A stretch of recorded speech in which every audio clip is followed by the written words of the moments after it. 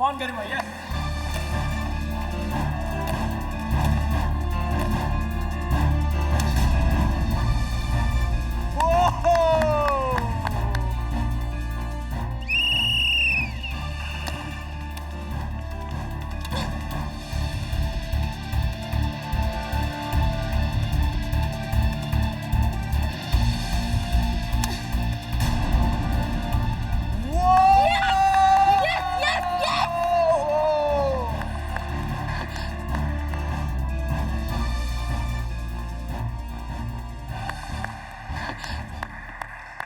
Well played.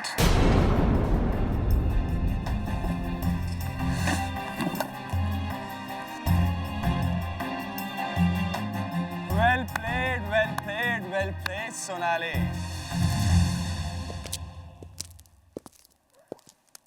आखिर मेरी coaching कुछ तो काम आई तुम्हारे।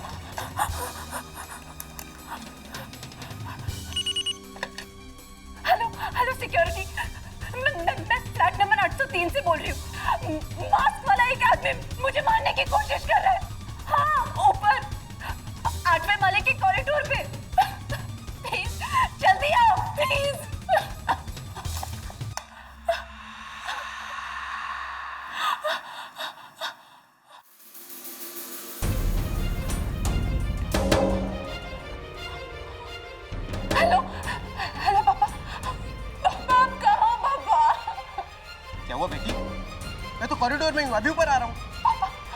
पापा यहाँ एक आदमी ने मुझे मारने की कोशिश की है पापा। मैंने उस पे गोली चला दी। वो यहीं पे। कौन? किधर? फ्लैट के बाहर खड़ा है। पापा प्लीज जल्दी आइए, जल्दी आइए। रुको, मैं पुलिस को फोन करता हूँ। तुम घर के दरवाजे खिड़कियां तब बंद रखना, किसी भी हालत में घर से बाहर मत निकलना। मैं भी ऊपर आ रहा हूँ।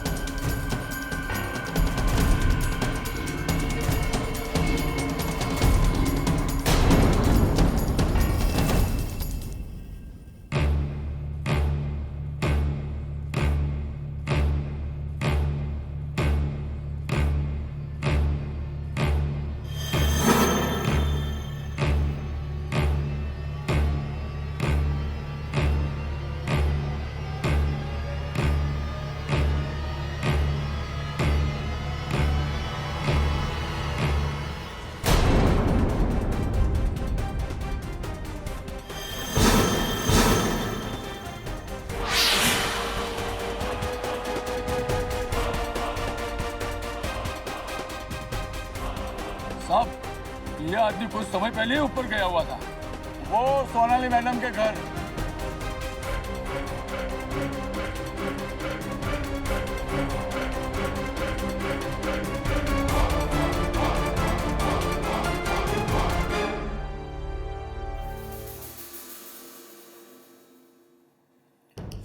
तो आपका ये कहना है कि गिरने से 5 मिनट पहले वो आदमी आपको मारने के लिए आया था और आपने इसी गन से उस पर गोली चलाई? जी, पर ये गन हमारी नहीं है, ये अरे किसने कुरियर से भेज दी और हड़बड़ी में से गोली चल गई। आप जानते थे साथ में? जी, उनका नाम देवेंद्र सोनी है, वो मेरे बैडमिंटन कोच हैं। आपको उनसे कोई दुश्मनी?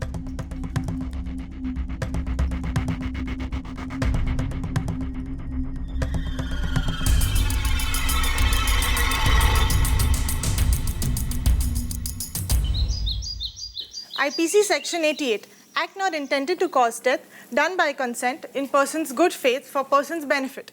IPC Section 80, intended to cause death, done by consent in good faith for person's benefit. IPC Section 88, act not intended to...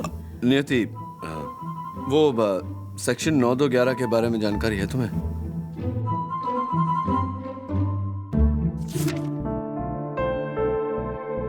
sir, इसमें तो नहीं मिल रहा, क्या है? सेक्शन 9211 स्पेशल एक्ट है, जिसके तहत कोई भी आदमी अपनी विधवा की छोटी बहन से शादी नहीं कर सकता। क्या बात कर रहे हैं सर? विधवा की छोटी बहन से शादी नहीं कर सकता? मॉडर्न जमाना है, क्यों नहीं कर सकता? मेरा सवाल भी तो यही है, क्यों नहीं कर सकता? वही सर, क्यों?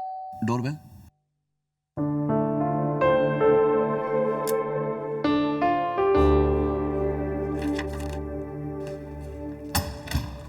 केडी पाठक है? जी? सर, मैं जगदीश बरुआ, सोनाली बरुआ का father. Sonali Barua, the famous badminton player. Wow!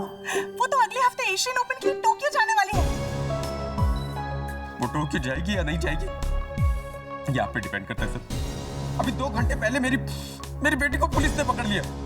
Coach Soni के कत्ल के इल्जाम में। सर, कत्ल उसने नहीं किया, मेरी बेटी ऐसा कर ही नहीं सकती। वो निर्दोष है। एक बहुत बड़ी साजिश है, कोई से फंसा रहा है। Calm down, Mr. Barua. Calm down. शुरुआत से बताइए, क्या हुआ? What happened? सर, मेरी बेटी सोनाली बैडमिंटन प्लेयर,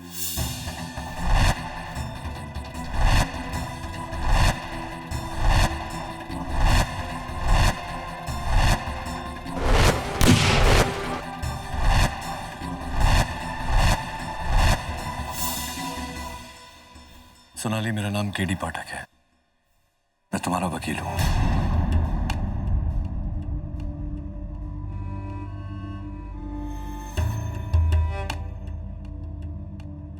सोनाली, उस दिन क्या हुआ, कैसे हुआ, मैं ये सब डिटेल में जानना चाहता हूं। देखिए, मैं नहीं चाहती आप या कोई भी मेरा केस अदालत में लड़े। अदालत में जो होना है होने दीजिए। अगर तुम ये केस लड़ोगी नहीं तो इसका अंजाम क्या होगा जानती हो? अगले हफ्ते टोक्यो में बैडमिंटन एशियन ओपन है, जहां तुम्हारे जीतने के चांसेस बहुत अच्छे हैं। वहां तो क्या, तुम जिंदगी में कभी कहीं भी बैडमिंटन नहीं खेलोगी। होने दीजिए। जिस खेल की वजह से अगर मेरा करियर बर्बाद होता है तो होने दीजिए। शायद यही मेरी सजा है। किस बात की सजा? ऐसा क्या किया है तुमने? प्लीज केडी, मेरा केस मत लड़िए। मैं आपसे कुछ नहीं कहना चाहती। चले जाइए, प्लीज चले जाइए।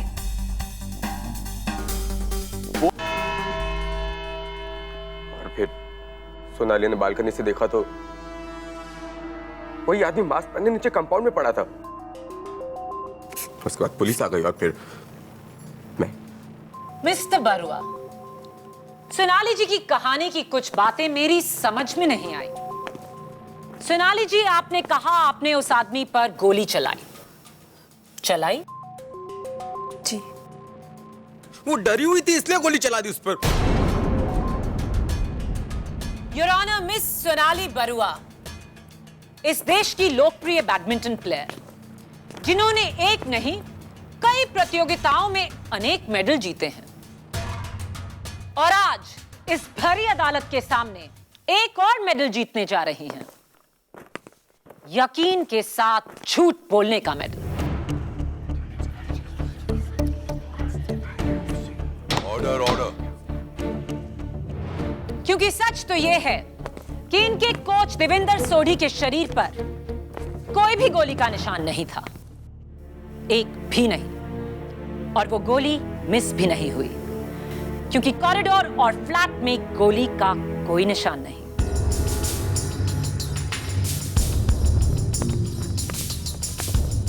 योर ऑनर, एविडेंस में रखी गई इस पिस्टल से एक कार्ट्रिज मिसिंग है, और इस पर सोनाली के उंगलियों के निशान भी। उससे कुछ साबित नहीं होता केडी। सोनाली को अपनी कहानी सच साबित करनी है तो उस गोली का पता मिलना चाहिए। गोली का पता नहीं मिलेगा योर ऑनर, क्योंकि कोच सोढ़ी की मौत गोली से नहीं किसी और वजह से हुई थी, और इस बात को साबित करने के लिए मैं बुलाना चाहूंगी फोरेंसिक्स डिपार्टमेंट के चीफ डॉक्टर रस्तोगी को। डॉक्टर रस्तोगी, कोच देवेंद्र सोढ़ी का पोस्टमार्टम आपने किया? जी हाँ। और आपकी रिपोर्ट की फाइंडिंग्स क्या कहती हैं? योर ऑनर, सोढ़ी जी की मौत न गोली लगने से हुई और न ही ऊंचाई से गिरने से। सोढ़ी जी की मौत उनके ऑरेंज जूस में मिली हुई आर्सेनिक से हुई, यानी कि जहर, death due to poisoning.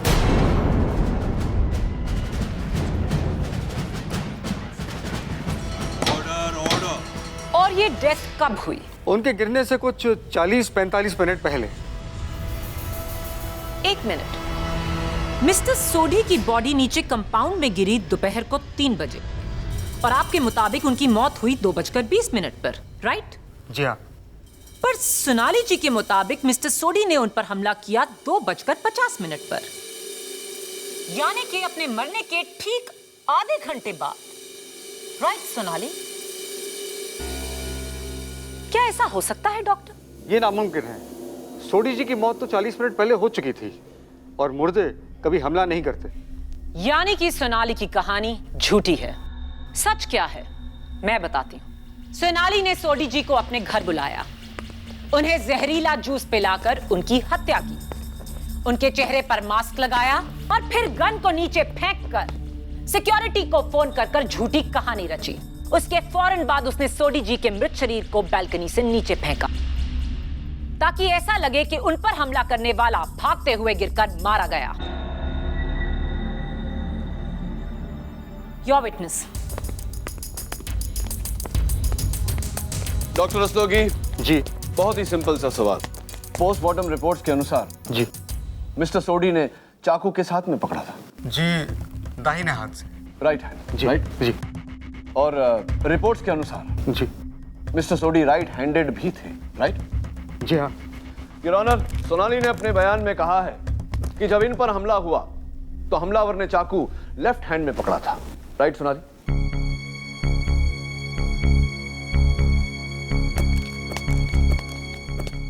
Sonali, अगर अदालत में तुमने मेरे साथ कोऑपरेट नहीं किया, ये केस हार जाएंगे हम, तुम्हें सजा हो जाएगी। Do you understand that? Your honour, Sonali अगर कहे कि हमलावर ने चाकू लेफ्ट हैंड में पकड़ा था या राइट हैंड में, कोई फर्क नहीं पड़ता क्योंकि उनकी कहानी नकली है। योर ऑनर, सोनाली की कहानी सच्ची है, उसका सबूत ये है, ये पिस्टल और ये कुरियर बॉक्स जो पुलिस को सोनाली के फ्लैट से बरामद हुई थी। योर ऑनर, इस कुरियर कंपनी से मैंने चेक किया है, उन्होंने ऐसा कोई भी कुरियर सोनाली को नहीं भेजा। ये कहानी भी नकली है। That's exactly the point, Your Honor. किसी ने बड़ी चालाकी से ये पिस्टल सोनाली के वहां भेजी ताकि जब वो इस पर हमला करे, सोनाली के पास गोली चलाने के अलावा और कोई चारा न रहे। लेकिन इसका सबूत क्या है? ये गन किसकी है? सोनाली की? नहीं योर ऑनर, इस गन के मालिक को फिलहाल तलाशा जा रहा है, but I am sure Sonali हमें बता सकती है कि ये गन किसकी हो सकती है। सोनाली, किसी पर शक है तुम्हें? सोनाली बोलो। सोनाली। नहीं, मुझे किसी पे कोई शक नहीं, मुझे किसी से कुछ नहीं कहना है। सॉरी सोनाली जी, जो सवाल मैं आपसे अब पूछने जा रही हूं उसका जवाब आपको हर हाल में देना ही होगा। आपके और आपके कोच मिस्टर सोडी के ताल्लुकात कैसे थे? नॉर्मल थे। रियली? पिछले हफ्ते जब आपने मलेशियन ओपन जीता तो आपने सबको थैंक किया एक टेलीविजन इंटरव्यू में, अपने टीम मेंबर्स को, अपने लोकल ट्रेनर्स को, अपने पापा को, अपने फिजियोथेरेपिस्ट को, लेकिन आप एक नाम लेना भूल गई, अपने कोच का, मिस्टर सोडी। क्या उन्हें थैंक ना करना ये नॉर्मल है? मैं उनका नाम लेना भूल गई थी, उसके लिए मैं माफी चाहती हूँ। कोई प्रॉब्लम थी आपके बीच? बोलिए। सोनाली बताइए। मैं नहीं बता सकती। क्यों नहीं बता सकती? सोनाली जी बोलिए, आपके बीच क्या प्रॉब्लम थी? प्लीज, आपको जो सजा सुनानी है सुना दीजिए, मुझे कुछ नहीं कहना है। सजा आपकी चॉइस से नहीं, कानून के हिसाब से दी जाएगी।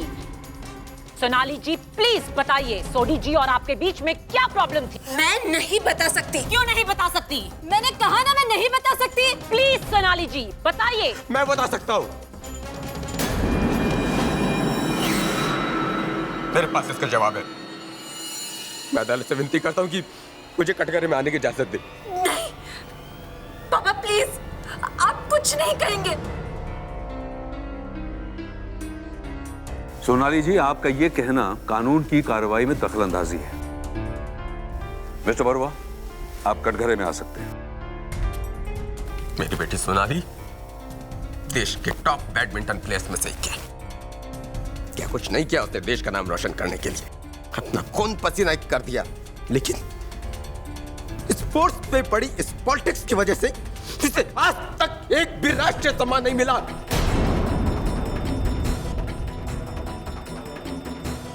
जबकि इससे कम टैलेंटेड प्लेयर्स को सम्मान मिलते आ रहे हैं। इस बात से बहुत दुखी थी ये। मैं भी। आप कहना क्या चाहते हैं? पापा प्लीज। सोनाली के कोच सोडी ने हमें एक ऑफर दिया, अगर हम उन्हें 20 लाख रुपया दें तो वो अपनी पहुंच से उसे खेल सम्राट पुरस्कार दिलवा देंगे। Order order. लेकिन इसने मना कर दिया। कहा मैं अगर सम्मान पाऊंगी तो अपनी मेहनत से, रिश्वत से नहीं। मैं ठहरा ही बाप बेटी की दिली ख्वाहिश पूरी करने के लिए जज्बाती हो गया। मसौड़ी की बातों में आके सोनाली को बिना बताए उसे 20 लाख रुपए दे दिए। और मेरे से गलत काम की खबर जब सोनाली को लगी तो मुझसे बहुत झगड़ा किया इसने। गुस्से में जाकर सीधे सोडी से मिली, उसे कहा कि हमें हमारे 20 लाख रुपए वापस दे दो, हमें कोई सामान नहीं चाहिए। गलत है ये।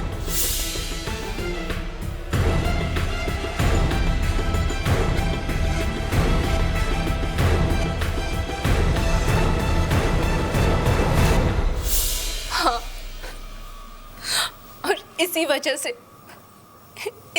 से मैं खामोश थी। मैं नहीं चाहती थी कि मेरे पापा का ये जुर्म अदालत में सबके सामने आ जाए। मिस्टर बरुआ, क्या कोच सोडी ने आपको या सोनाली को वो 20 लाख रुपए वापस दिए? नहीं, आजकल करता रहा लेकिन पैसे वापस नहीं दिए। 1 साल हो गया। आपने बांद्रा में भी एक फ्लैट खरीदा है, उसके लिए एक बैंक लोन भी लिया। हाँ जी। जिसकी EMI आप 8 महीने से नहीं भर पाए। उस बैंक के नोटिसेस ये रहे।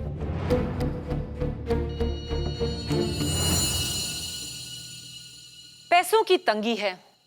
अगर सोडी आपके पैसे लौटा देते तो आप इस प्रॉब्लम में कभी नहीं आते। हाँ, अगर वो सारे पैसे मिल गए होते तो मेरे पापा को शायद कभी दिल का दौरा नहीं पड़ता। उनकी रातों की नींद हराम नहीं होती। उनके उम्र भर की कमाई, उनके पेंशन से निकला सारा पैसा, वो 20 लाख रुपए मेरे पापा की जिंदगी के 20 साल थे जो एक ही झटके में चले गए। उनकी इस एक छोटी सी गलती की इतनी बड़ी सजा। और आपके पापा को सजा देने वाले सोडी को आपने सजा दी, उसका खून करके।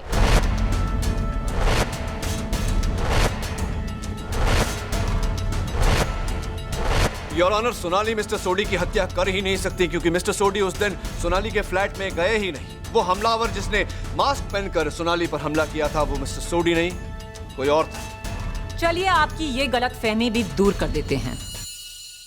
योर ऑनर, मैं बुलाना चाहूंगी अपने अगले गवाह को, स्पोर्ट्स स्टार अपार्टमेंट के सिक्योरिटी गार्ड अमृतलाल।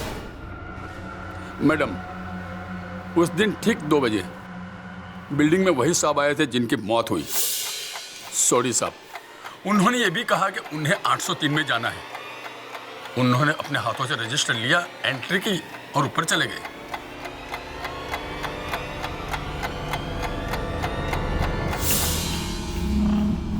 ये है उस सोसाइटी के रजिस्टर की कॉपी। योर ऑनर, ये खुद मिस्टर सोडी का लिखा आखिरी सबूत है, जहां उन्होंने लिखा है कि वो दोपहर के 2 बजे सोनाली के फ्लैट 803 में उससे मिलने आए।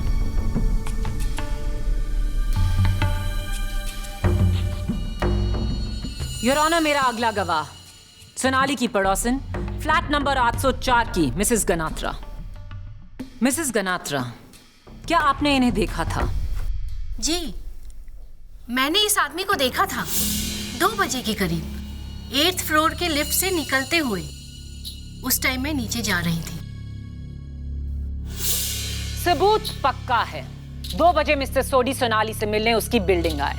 2:05 पर वो उसके फ्लोर पर पहुंचे, जहां उन्हें आखिरी बार जिंदा देखा गया। 1 घंटे बाद सोडी की डेड बॉडी नीचे गिरती है कंपाउंड में।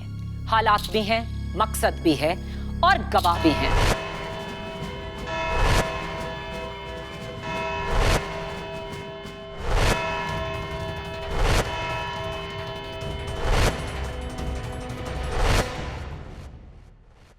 सोनाली, तुम अपने पिता का जुर्म छिपाना चाहती थी, इसीलिए नहीं चाहती थी कि तुम्हारा केस अदालत में आए। मैं ये बात जानता था, लेकिन अदालत में मैं खामोश रहा क्योंकि मैं नहीं चाहता था कि तुम्हारा केस कमजोर पड़ जाए। देखो सोनाली, अदालत में तुम्ही ने कहा कि तुम्हारे पिता को उनके किए की सजा मिल गई है, तो अब किस बात की सजा देना चाहती हो उन्हें? Sonali, please try and understand. अगर तुमने कोऑपरेट नहीं किया तो इतने संगीन जुर्म के लिए तुम्हें फांसी की सजा भी मिल सकती है। और एक जवान बेटी को फांसी पे चढ़ता देख एक बाप के लिए इससे बड़ी सजा कोई नहीं होती। अगर तुम्हें अब भी लगता है कि मुझे तुम्हारा केस नहीं लड़ना चाहिए तो I guess it's your life. Please get, मुझे बचा लो, मैं बेकसूर हूं। मैं जानता हूं, सिर्फ तुम्हारे मुंह से सुनना चाहता था। अब तुम और मैं मिलकर अदालत में भी ये बात साबित कर देंगे। बैडमिंटन में कहते हैं ना, game set and match.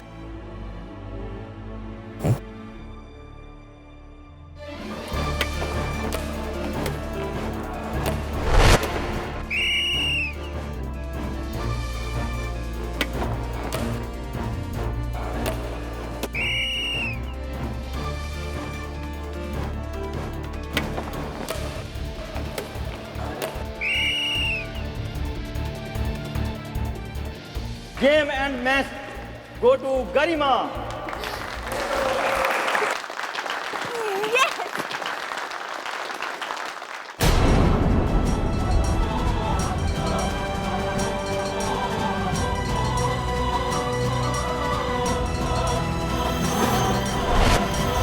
Sport star apartment के 8th फ्लोर से एक आदमी 9-2-11 कैसे हो गया? कंफ्यूजिंग। सोडी साहब की मौत 2:20 पर हुई, लेकिन 2:50 पर सोनाली पर हमला हुआ।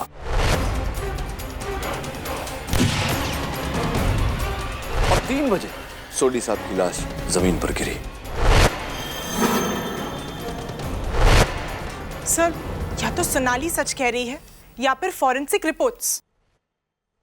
आई थिंक दोनों सच बोल रहे हैं। Sir, how is that possible? क्योंकि सोनाली के हमलावर ने अपने फेस पे मास्क पहना हुआ था। अगर वो मिस्टर सोडी होते तो उन्हें मास्क पहनने की क्या जरूरत थी? पॉइंट नंबर 2, सोनाली ने जेल में मुझसे कहा था कि हमलावर ने चाकू लेफ्ट हैंड में पकड़ी थी, जबकि सोडी राइट हैंडेड था। पॉइंट नंबर 3, जब सोनाली ने अपने हमलावर पर गोली चलाई तो हमलावर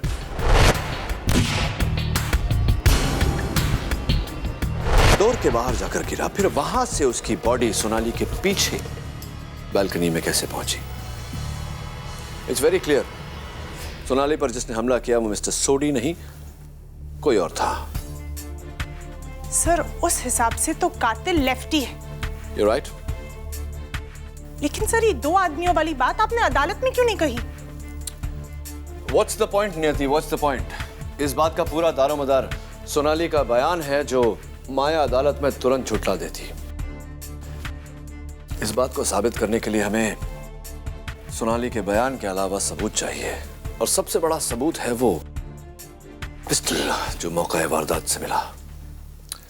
क्या करें अभी? मिस्टर खान, लगता है सबूत मिल गया। इंस्पेक्टर खान, आप ही के फोन का इंतजार कर रहा था, बोलिए। रियली? 1 मिनट होल्ड करिए। The gun belongs to badminton champion Garima Devraj. Address लिखो। इंस्पेक्टर खान, गरिमा का address? Really? Thank you. Sir, हाँ, गरिमा एड्रेस? एड्रेस लिखने की कोई जरूरत नहीं। गरिमा देवराज सोनाली की बिल्डिंग में रहती है, उससे 1 माला नीचे, flat number 703। It's time to go and meet miss Garima Devraj.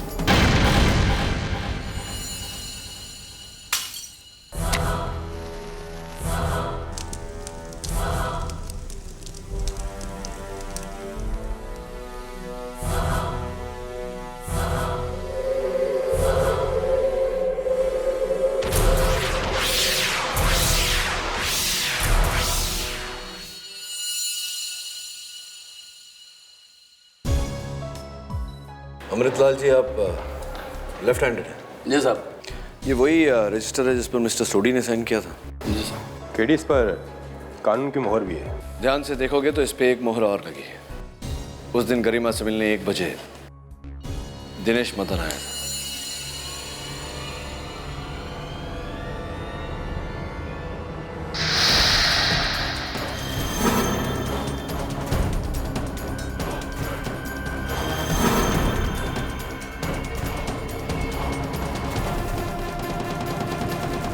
Forensics का मानना है कि बॉडी कम से कम 7 मंजिल की ऊंचाई से गिरी होगी। यानी कि 703 से गरिमा देवराज का घर, या 803 सोनाली बरुआ का घर, या फिर 9 इसके ऊपर वाला टॉप फ्लोर।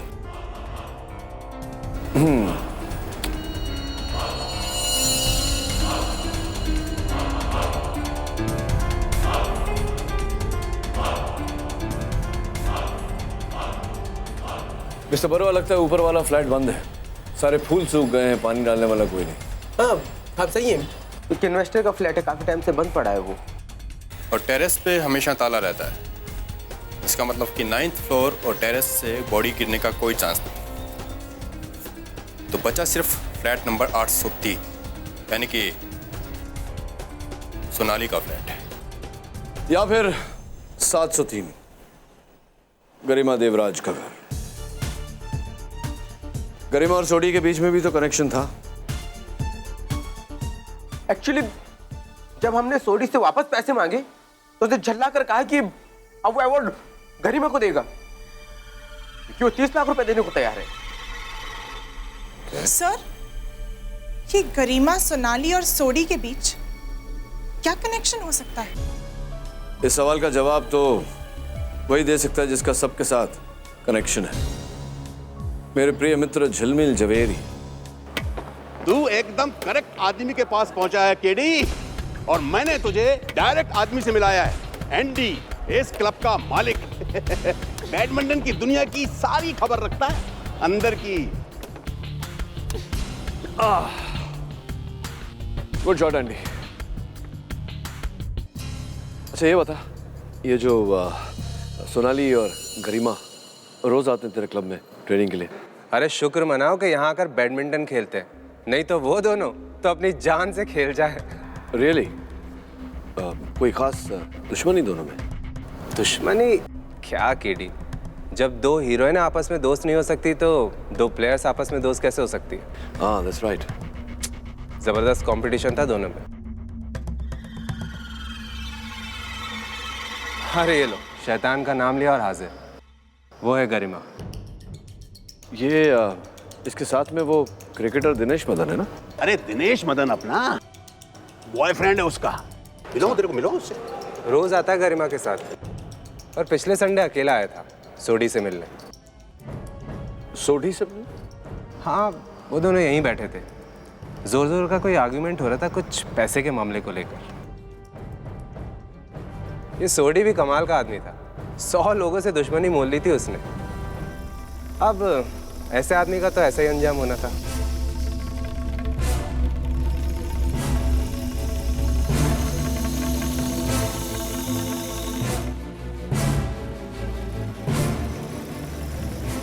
ये गरिमा लेफ्ट हैंडेड है।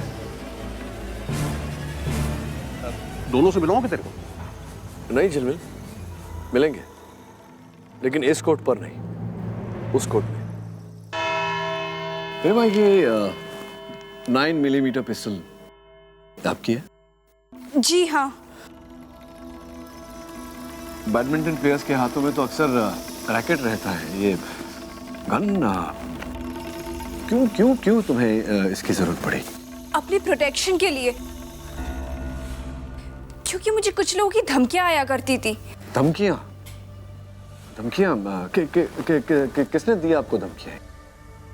अंडरवर्ल्ड ने? जी हाँ। गरिमा, ये बताओ कि तुम स्पोर्ट्स स्टार अपार्टमेंट में रहती हो।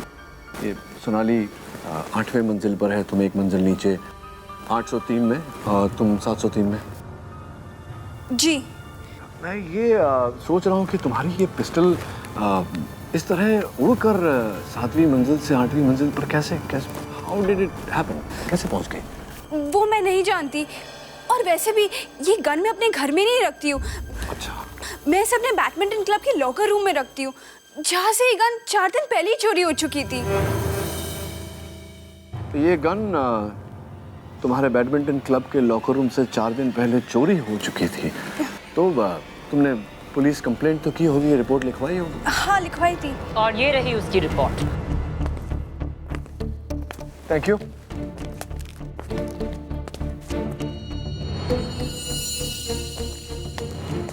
तो गरिमा, मिस्टर सोडी, जिनकी हाल ही में उनका और तुम्हारा क्या रिश्ता था? वो सोनाली से पहले मेरे कोच हुआ करते थे। अच्छा, तो तुमने उन्हें ये खेल सम्राट अवार्ड के लिए रुपए दिए थे? जी नहीं दिए थे। जी नहीं दिए थे। तो क्या उस दिन मिस्टर सोडी तुमसे मिलने आए थे तुम्हारे घर? जी नहीं। और क्या मिस्टर सोडी तुम्हारे प्रिय दोस्त जो हैं क्रिकेटर दिनेश मदन उन्हें जानते थे? जी नहीं। वो दोनों एक दूसरे को नहीं जानते थे? नहीं। वो दोनों एक दूसरे को नहीं Are you sure? Yes. You're sure. Thank you. That's all, Your Honor. Prosecution. गरिमा, जब तुम्हारी गन चोरी हुई तो तुम्हें किस पर शक हुआ? सोनाली पर, क्योंकि उस दिन सोनाली 10 मिनट पहले उस खाली लॉकर रूम में गई थी और उसने उस दिन रिसेप्शन से गलती से मेरी चाबी ले ली थी। गलती से?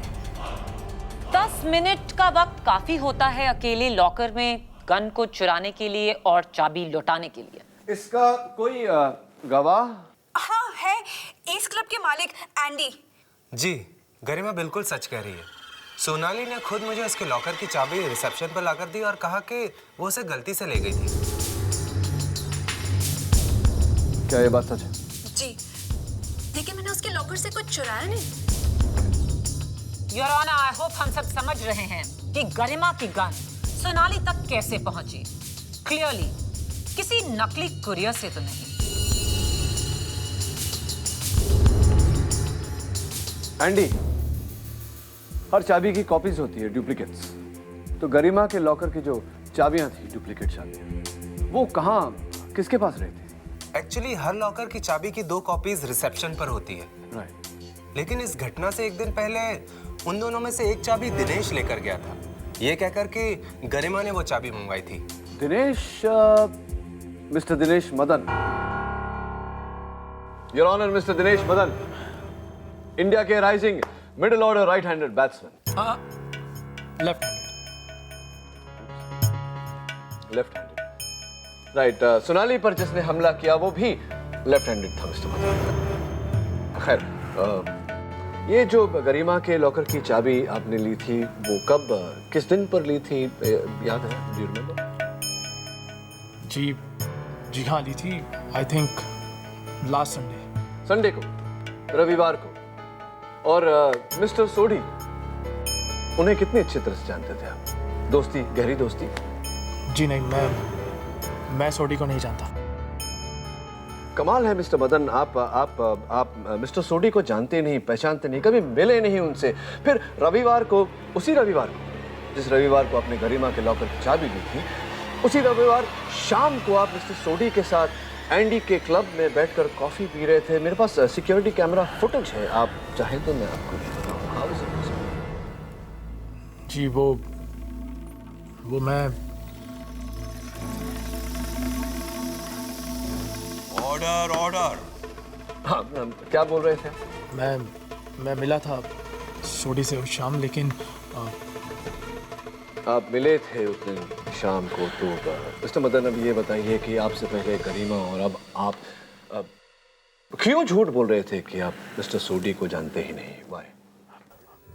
क्योंकि अगर मीडिया को पता लग जाता कि मैं सोडी से क्यों मिल रहा हूं तो आप समझ सकते हैं।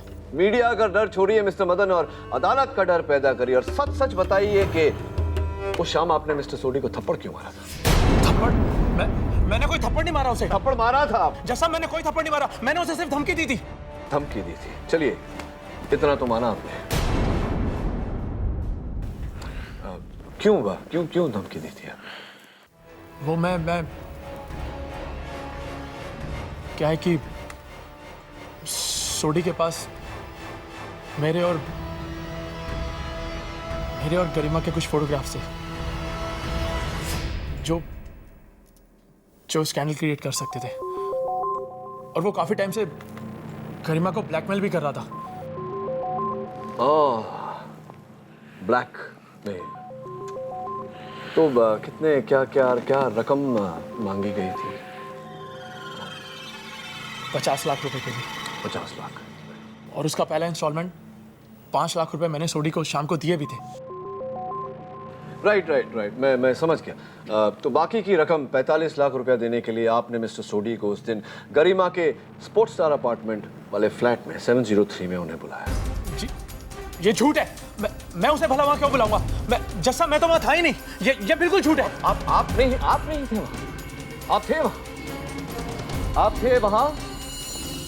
बिल्डिंग के रजिस्टर में आपकी एंट्री है, जिसकी ये जेरॉक्स कॉपी है। आप ही का नाम है, आप ही का सिग्नेचर।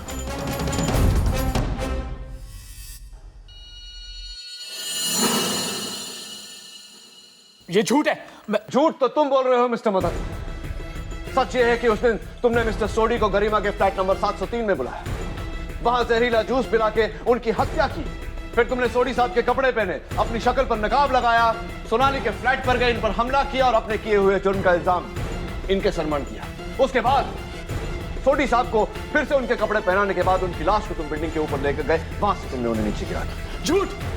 ये झूठ है। जैसा मैंने ऐसा कुछ नहीं किया। ये बिल्कुल झूठ है। जो तुम कहते हो मान लिया, दिनेश ही सोडी का कातिल है। लेकिन इससे पहले तुम्हें मेरे 2 सवालों के जवाब देने होंगे।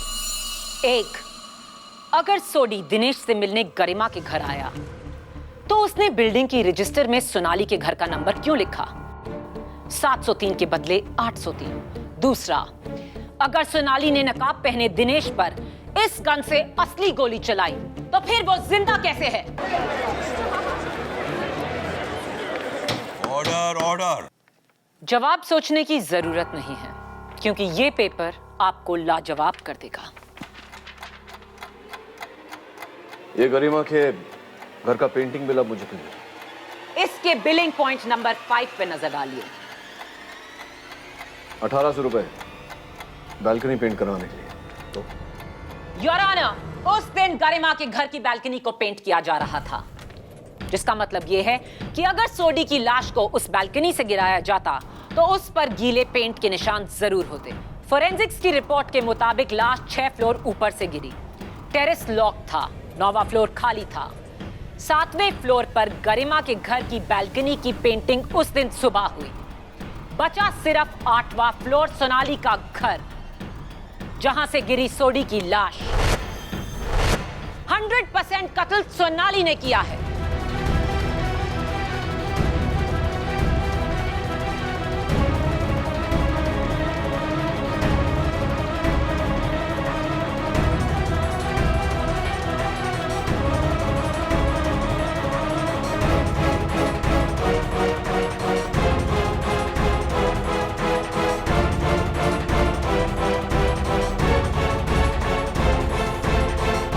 सोच रहे हो कीडी? अपनी इस पहली हार का सामना कैसे करोगे?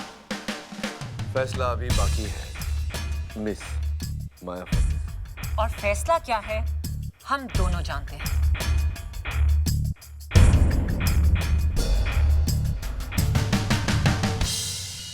तुम्हारी पेंसिल कीडी, झुकना सीख लो।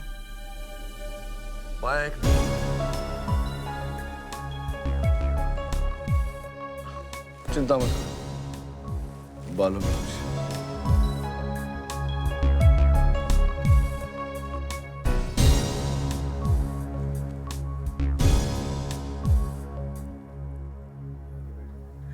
सर, मैंने ना 3 लॉ बुक्स पढ़ ली। 9, 2, 11 का तो कोई जिक्र ही नहीं है। आखिर क्यों एक आदमी अपनी विधवा की छोटी बहन से शादी नहीं कर सकता?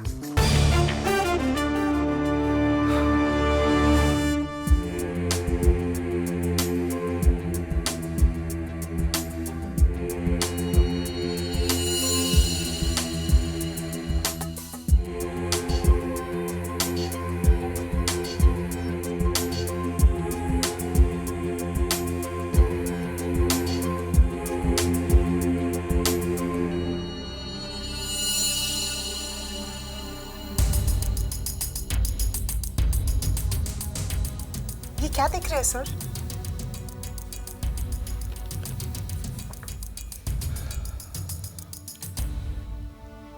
ये क्या है सर? मिस्टर सोडी की लाश। और लाश के साथ खून भी है। और फूल भी, बोगनविला के फूल, जो स्पोर्ट्स स्टार अपार्टमेंट के 9th फ्लोर पे लगे हुए हैं। और मिस्टर सोडी का मृत शरीर बोगनविला के फूलों को रगड़ता हुआ आकर नीचे जमीन पर गिरा। सर लेकिन 9th फ्लोर का फ्लैट तो लॉक्ड है। Let's go and unlock it. Sir, wait for me. Sir, I'm coming.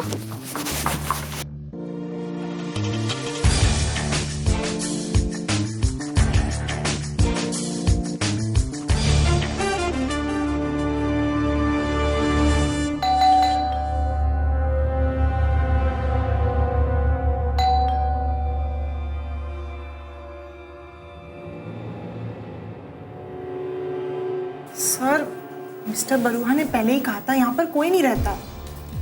Right. क्या चाहिए आपको? सर क्या करें, मैं देती हूँ। सर कौन?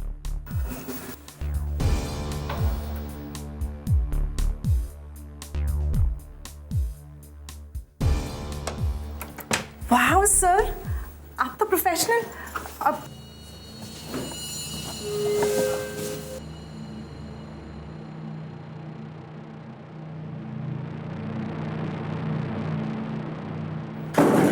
सर यहाँ पर तो ऐसा कुछ दिख ही नहीं रहा जिससे लगे किसी का मर्डर हुआ हो।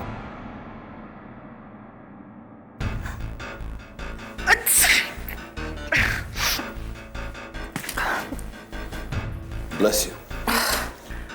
Thank you sir.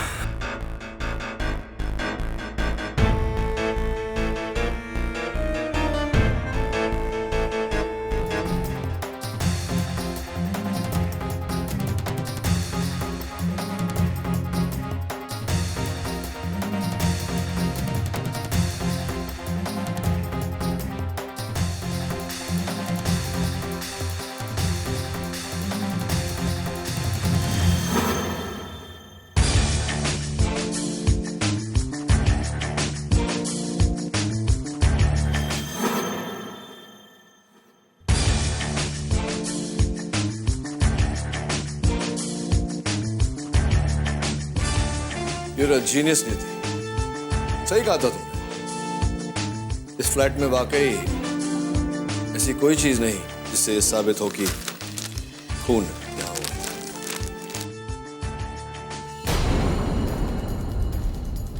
Come with me, come with me.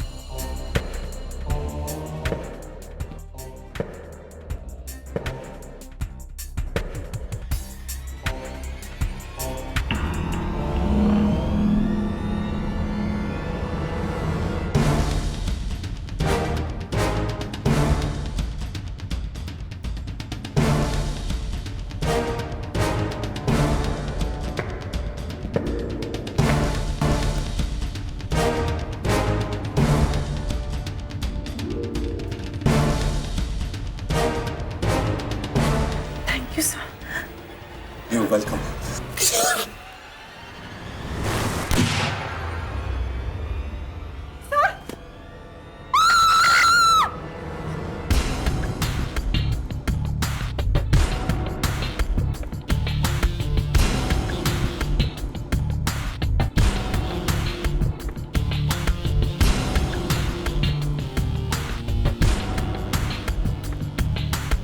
Andy, मैंने ये फ्लैट कुछ दिन पहले किराए पर लिया था ताकि तुम सोडी की हत्या करके उसे बालकनी से नीचे फेंक सको। पहले साबित करके दिखा, कानून की नजर में मेरा गुनाह क्या है।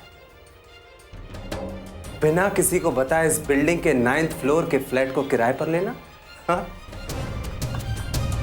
हाँ किडी, हाँ, मैंने वो गन सोनाली के फ्लैट पर छोड़ी। मैंने सोडी को मारा, मैंने उसे फेंका। कैसे साबित करोगे? मैंने इस कमरे से, इस फ्लैट से हर नामो निशान को मिटा दिया। कोई सबूत नहीं है तुम्हारे पास उस मर्डर का। कैसे साबित करोगे केडी? हाँ?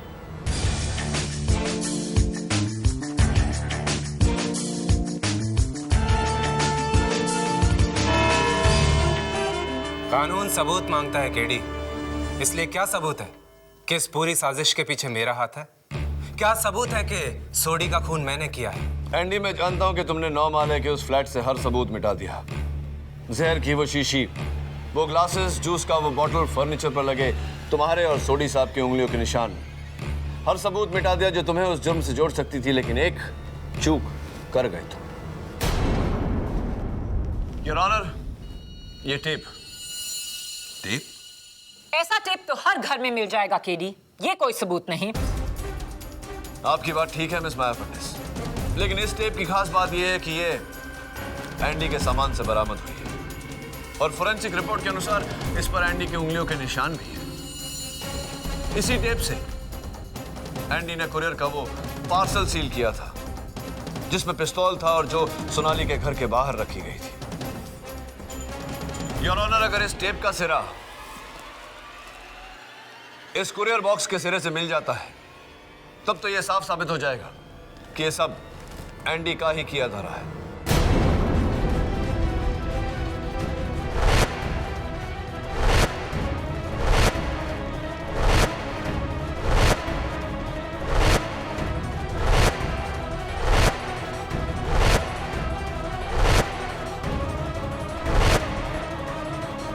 Perfect match, Your Honor.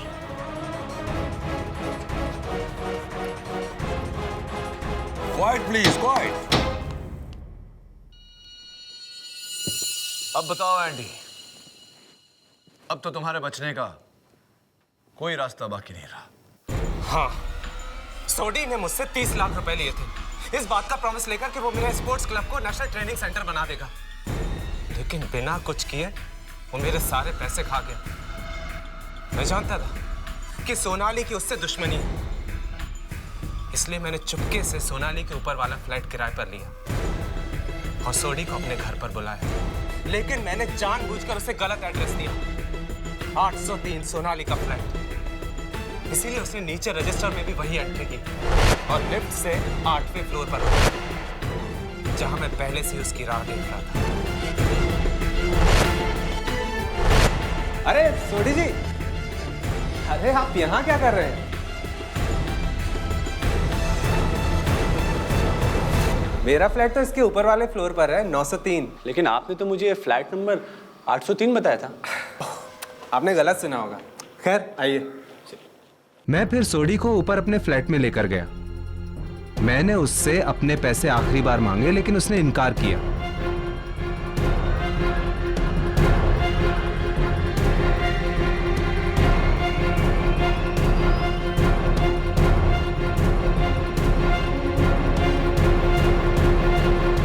मैंने टॉपिक बदला।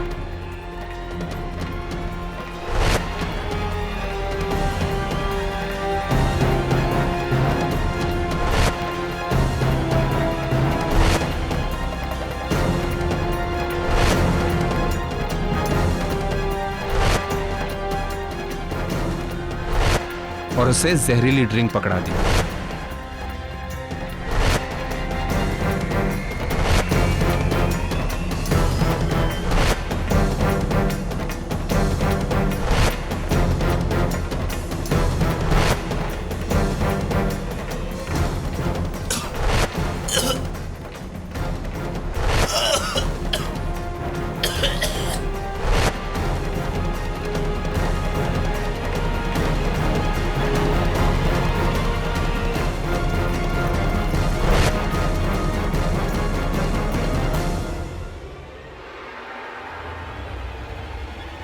ड्रिंक के असर से सोडी की मौत हुई।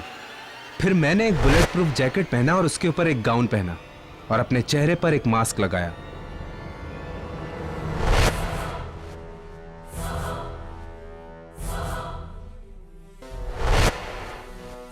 और नीचे आकर सोनाली के दरवाजे पर वो गन का पार्सल रखा।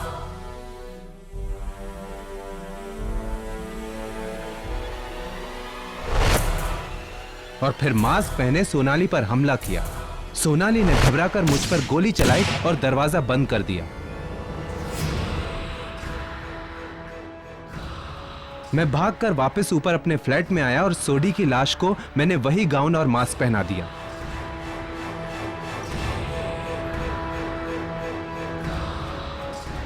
फिर मैंने सोडी की लाश को उठाकर अपने फ्लैट की बालकनी से नीचे फेंक दिया। मान गए केडी, बिना सबूतों के जुर्म कैसे साबित किया जाता है, ये तुमने आज साबित कर दिया।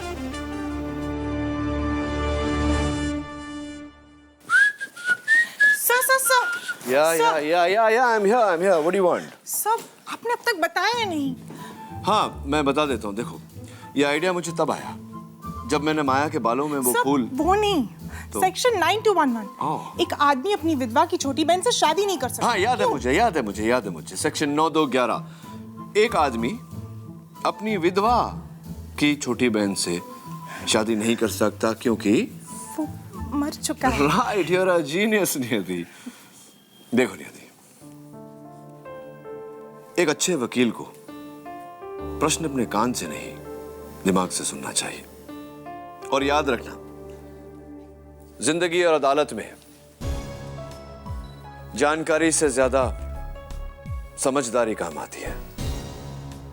Am I right? Or am I right?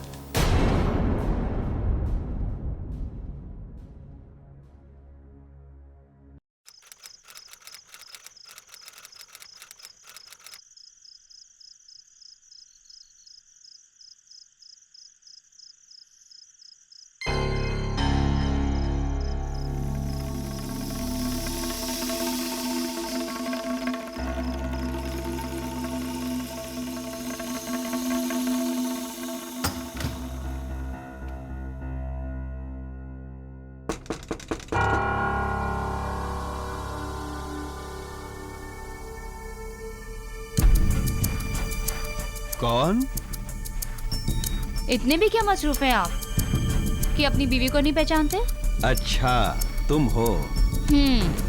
पूजा शुरू होने वाली है, सब लोग नीचे आ चुके हैं। अरे भाई, हमारा काम ही हमारी पूजा है। तुम तुम्हारी पूजा करो, मैं मेरी पूजा करता हूँ।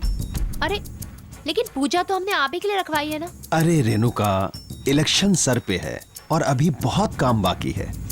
ठीक है, मैं चलती हूँ। और सुनो, जाते जाते दरवाजा बंद कर देना। एक काम करिए ना, आप खुद ही दरवाजा अंदर से बंद कर दीजिए। ठीक है, मैं ही बंद कर लेता हूँ। पान सिंह, नरेश कुमार।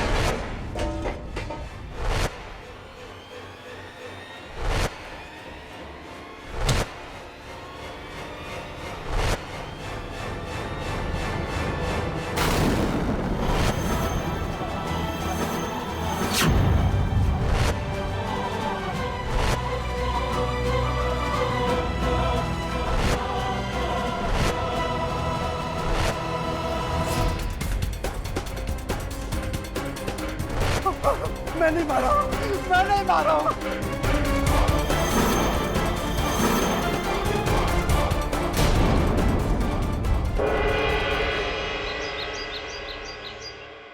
आज की ताज़ा खबर, आज की ताज़ा खबर, होने वाले मुख्यमंत्री निरंजन साय का खून। आज की ताज़ा खबर, आज की ताज़ा खबर। हम अपनी माँ की कसम खा के कहते हम खून नहीं किए, हम वहां सिर्फ चोरी करने गए थे।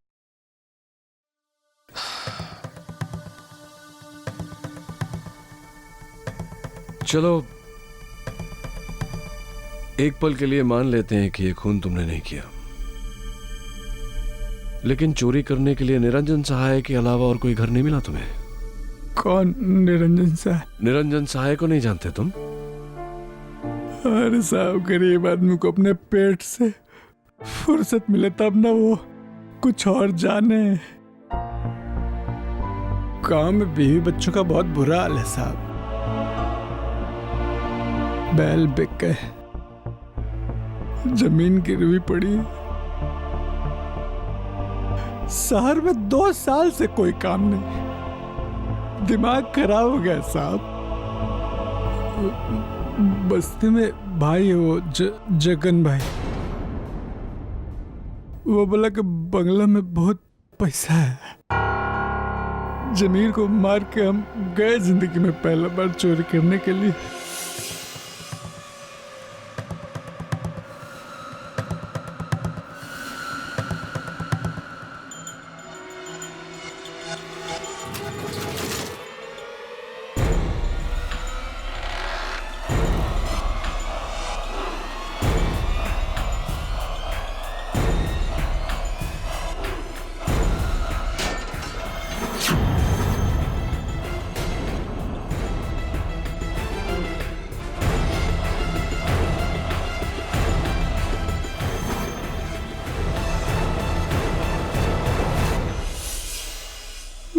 मुसीबत जो है वो एक ही साथ आती है साहब, एक ही साथ आती है। देखो चंदू, तुम्हारी बाकी की मुसीबतों के बारे में मैं कुछ नहीं कह सकता, लेकिन इतना जरूर कहूंगा कि अगर तुम बेगुनाह हो तो इस मुसीबत से मैं तुम्हें जरूर निकालूंगा। नहीं साहब नहीं, अंदर से आवाज आ रही है साहब कि हम बहुत बुरे फंसे, बहुत बुरे फंसे हम साहब। हिंदुस्तान का कानून कहता है innocent until proven guilty.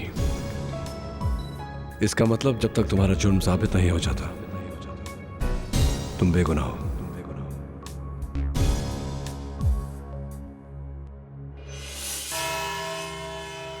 Your honour, कटघरे में खड़े इस शख्स ने न सिर्फ इस देश के सबसे लोकप्रिय मंत्री का कत्ल किया है, बल्कि इस देश के भविष्य का गला भी घोटा है।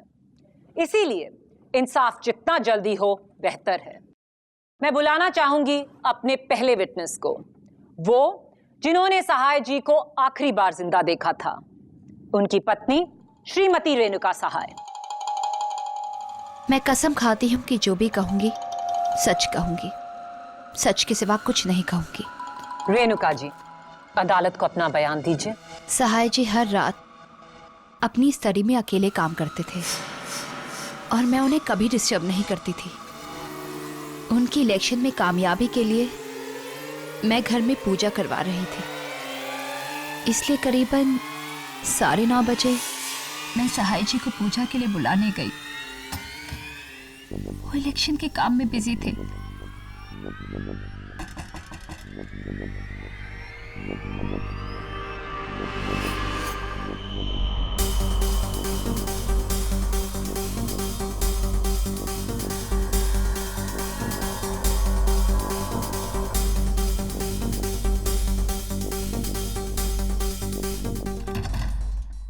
मेरे चाहते ही उन्होंने स्टडी का दरवाजा अंदर से बंद कर लिया। और फिर उसके बाद? और फिर करीबन 10:15 बजे पूजा के बाद मैं नीचे हॉल में प्रसाद बांट रही थी। मैंने ऊपर कुछ गिरने की आवाज सुनी तो मैं भाग के ऊपर गई। हाय मैंने देखा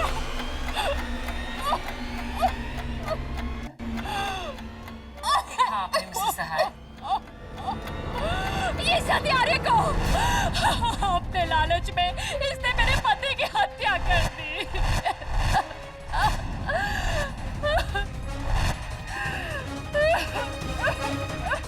डिफेंस। रेणुका जी, क्या आपने चंदू को अपने पति का खून करते हुए देखा? जी? क्या आपने चंदू को आपके पति का कत्ल करते हुए देखा? आपके पति के शरीर में छुरा भोंकते हुए अपनी आंखों से देखा?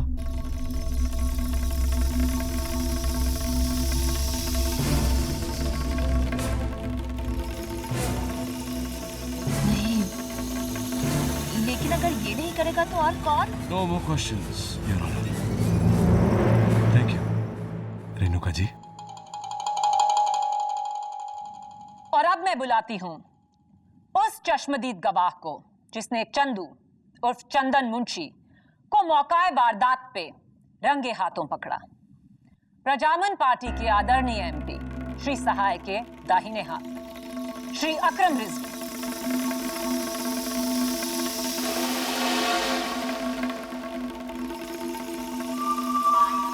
रिजवी साहब, आप प्लीज कोर्ट को बताएंगे कि उस रात को आपने क्या देखा?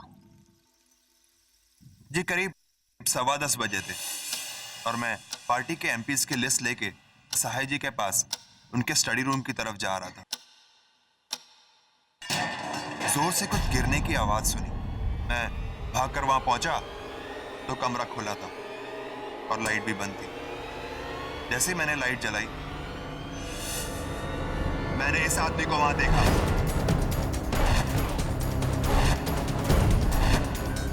सहाय जी जमीन पर पड़े थे और उनके सीने में चाकू।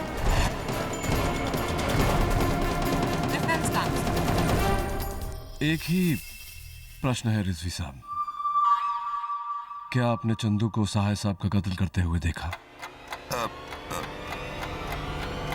नहीं, लेकिन इस आदमी को मैंने थैंक यू। मेरे अगले विटनेस सहाय जी के पीए अशोक मंकड़ जी। जी, मैं हमारे पार्टी प्रेसिडेंट श्री भानुदास पारिक को उनके बंगले छोड़कर वापस सहाय सर के बंगले पे आया। करीब 10:15 पे अचानक सहाय सर के कमरे से कुछ गिरने की आवाज आई। मैं भागकर ऊपर गया और जाकर देखा कि रिजवी साहब लाइट ऑन किए और सहाय सर नीचे पड़े थे सर। तो आप क्या कहते हैं डिफेंस लॉयर? मिस्टर मंकड़, क्या आपने चंदू को सहाय साहब का कत्ल करते हुए देखा? नहीं, लेकिन इसके उंगलियों के निशान उसके। मिस्टर अशोक मंकड़, जो प्रश्न पूछा जा रहा है उसी का उत्तर दीजिए। बाकी की जानकारी देने के लिए पब्लिक प्रोसिक्यूटर साहिबा है ना हमारे पास। क्या आपने चंदू को सहाय साहब का कत्ल करते हुए देखा? जी नहीं। Thank you Mr Mankad. जज साहब, अब मैं बुलाना चाहूंगी अपने अगले गवाह को।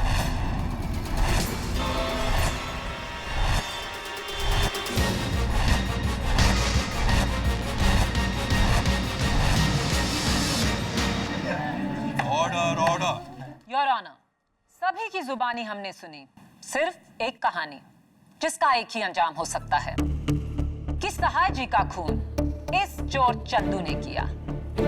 अब ताकि किसी को कोई डाउट ना रह जाए, मैं बुलाना चाहूंगी इस केस की तहकीकात करने वाले सीनियर इंस्पेक्टर श्रीकांत दवे को। इंस्पेक्टर दवे, पुलिस की रिपोर्ट क्या कहती है? पूरी छानबीन के बाद पुलिस इस नतीजे पर पहुंची है कि कत्ल एक कमरे के अंदर हुआ। जिस कमरे में कत्ल हुआ वो अंदर से बंद था, जिसकी सिर्फ एक चाबी थी, जो सिर्फ और सिर्फ श्री सहाय के पास। और जिस मर्डर वेपन से कत्ल हुआ वो ये चाकू है, जिस पर इस आदमी की उंगलियों के निशान है।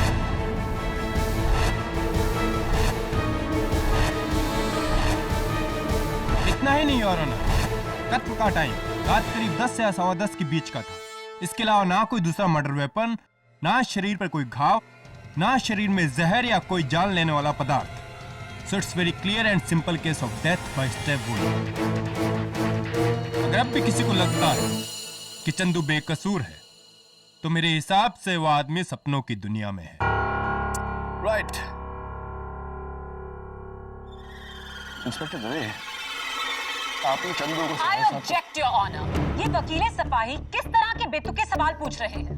मेरे बेतुके सवाल का एक ही तुका सा जवाब है कि किसी ने चंदू को साहिब साहब का कत्ल करते हुए नहीं देखा। ओह, तो आप कहेंगे कि आपने हवा को नहीं देखा तो हवा नहीं है, भगवान को नहीं देखा तो भगवान नहीं है। नहीं है ना, भगवान भी है, हवा भी है। इसका मतलब ये हुआ कि जो नहीं दिखता वो हो सकता है, तो हो सकता है कि जो दिखता है वो ना हो। जो हो सकता है वो दिखता नहीं है, और जो आपकी इजाजत हो तो मैं आपको दिखा के बताना चाहता हूँ कि क्या हो सकता है और क्या नहीं हो सकता। तो साहब, ये आज का न्यूज़पेपर है और ये पब्लिक प्रोसिक्यूटर साहिबा का पानी का गिलास।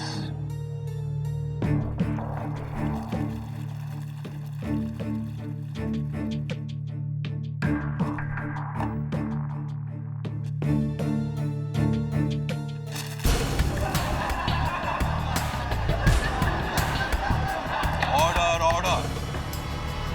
ये क्या बचपना है केडी? ये बचपना नहीं है योर ऑनर। मैं सिर्फ कोर्ट पर यह जाहिर करने की कोशिश कर रहा था कि कभी कभी जो होता है वो दिखता नहीं, और कभी कभी जो दिखता है वैसा होता नहीं।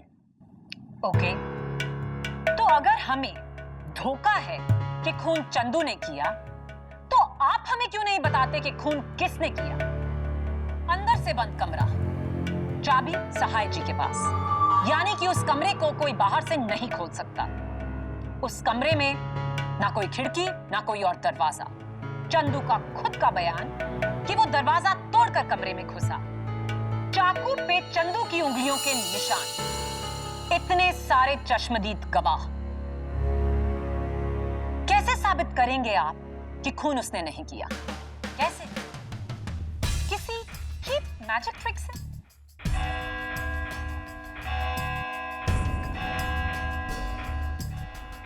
Court is urgent for the day. Chandu Munshi के गले में फांसी का फंदा और भी कसता जा रहा है और डिफेंस के लिए उसे बचाना और भी मुश्किल होता जा रहा है। कैमरामैन निरंजन के साथ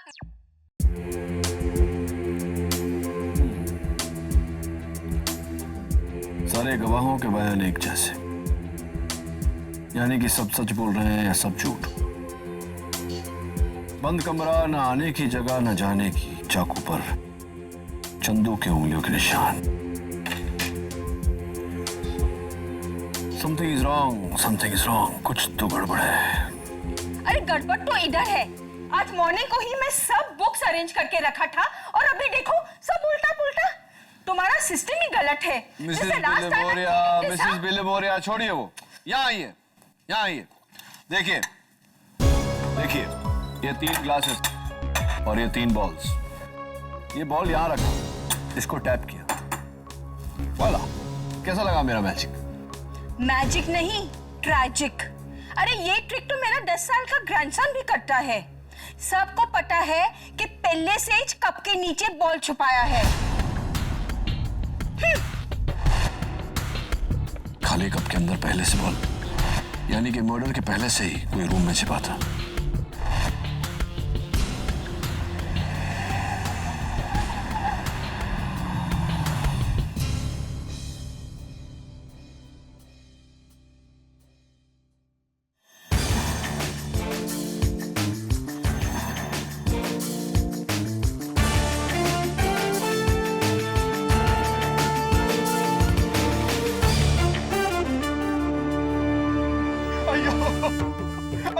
ये क्या हो गया साहिब जी? ये क्या हो गया? अरे साहिब जी जैसा शरीफ आदमी का कौन खून किया जी? मेरे को बहुत दुख हो गया जी। मेरे को बहुत नटराजन जी, पात्रे जी आप बस बस बस। अरे बहुत अच्छा आदमी था। प्रेस वाला आया क्या? हाँ।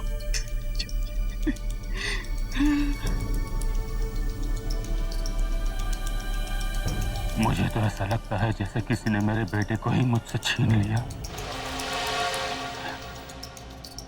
25 साल का था निरंजन जब उसे हजारों युद्ध नेताओं की भीड़ में से चुना था मैं, और आज आज जब वो मुख्यमंत्री बनकर मेरा सपना साकार करने वाला था तो हिम्मत रखो बेटी, हिम्मत रखो, वरना मेरी हिम्मत टूट जाएगी। It's a very big loss भाभी जी, it's a very big loss. हम अपोजिशन लीडर होके भी इस बात को एडमिट करता है। साई जी का हमारी पार्टी में कोई तोड़ नहीं था जी, एकदम सही आदमी था वो, लेकिन पार्टी एकदम गलत। भाभी जी इंटरव्यू देंगे? हाँ जी जरूर देंगे जी, चलिए चलिए। साहे जी का अधूरा काम तुम्हें पूरा करना होगा ब्रह्म, उनकी जगह लेते। अरिक जी? हाँ, चीफ मिनिस्टर के उम्मीदवार अब तुम होगे।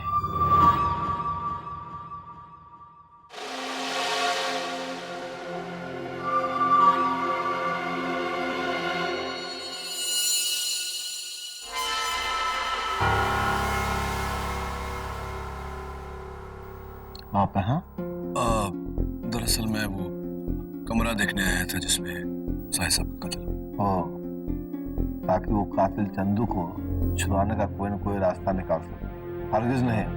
देखने दीजिए अशोक जी, सहाय जी हमेशा कहते थे कि प्रजातंत्र में सबको मौका मिलना चाहिए, फिर चाहे वो उनका खूनी ही क्यों ना हो। ले जाइए इन्हें ऊपर। जी मैडम, आइए।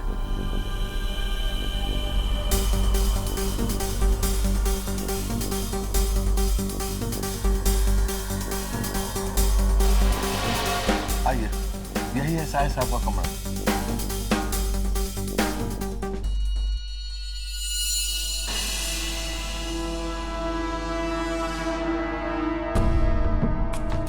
यही वो लॉक है जो चंदू ने बाहर से तोड़ा था और साहिब साहब ने अंदर से लॉक किया था। वही तो हम कोर्ट में कह रहे थे ना। भाई आप कह रहे थे कोर्ट में। हाँ आइए आइए, अंदर से देख लीजिए। आइए।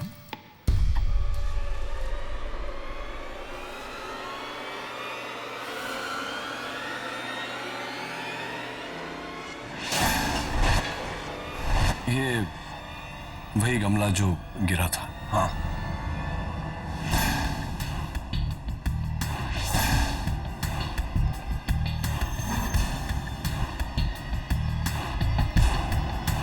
क्या देख रहे हैं? यहाँ कोई छिपने और आने जाने का रास्ता नहीं है। ना कोई अलमारी, ना कोई खिड़की, ना कोई पर्दा और ना कोई बड़ा सोफा। यहाँ बस आने जाने का एक ही रास्ता है और वो है वो दरवाजा जिससे वो खूनी अंदर आया था, ताला तोड़कर। साहिब साहब की लाश कहाँ पड़ी? वहां।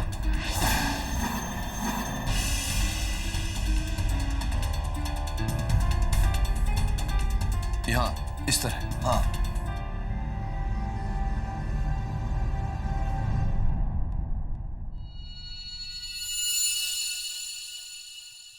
और चंदू कहाँ मिला था?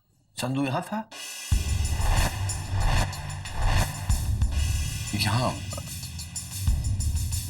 मतलब लाश से आप कहेंगे 7-8 फीट दूर? बिल्कुल बिल्कुल। तो लाश यहाँ से 7 फीट की दूरी पर चंदू, 15 फीट की दूरी पर वो गमला जिसके गिरने से सबका ध्यान आकर्षित हुआ था। तो गमला गिराया किसने?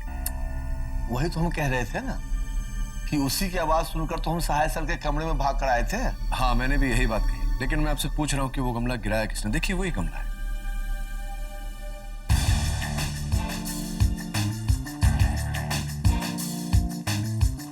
कोई बात नहीं,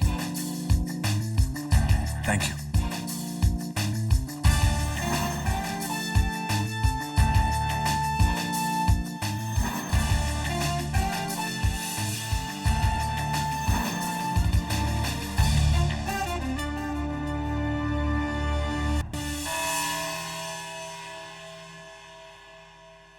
रेणुका जी, एक कंफ्यूजन था मेरे मन में। ये चोर जीवन की इसकी सबसे पहली चोरी, वो भी श्री निरंजन सहाय के घर में, जो चारों तरफ से सख्त पहरे से घिरा हुआ है, ये उस घर में घुसा कैसे?